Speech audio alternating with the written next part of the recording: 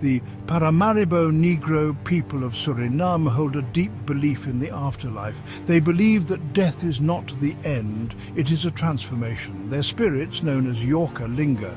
These Yorka are not simply memories, they are active participants in the world. The living and the dead are forever entwined. The concept of Yorka permeates every aspect of their lives. It influences their actions, it shapes their beliefs. It offers both comfort and fear in equal measure. The Yorka are not to be trifled with. They demand respect. They hold the power to bless and to curse. Their presence is a constant.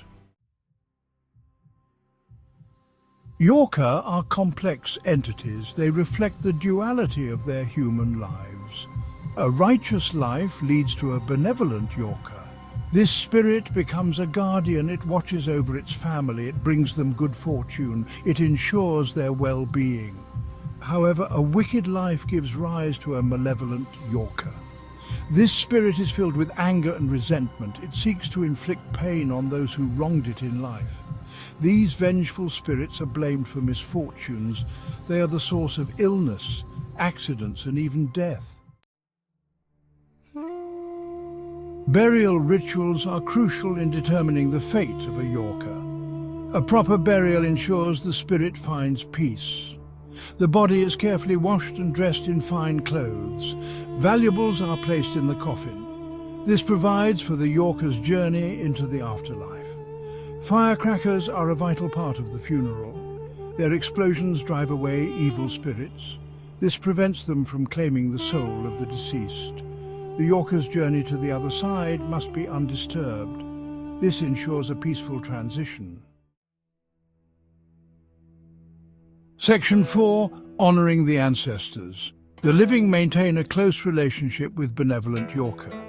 They leave offerings at altars. Food, drinks and tobacco are common gifts.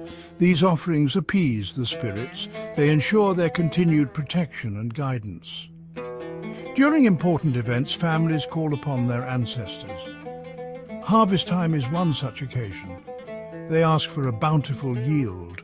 They offer thanks for the Yorka's assistance. This connection to the spirit world is deeply ingrained in their culture. Section 5. Whispers in the Night.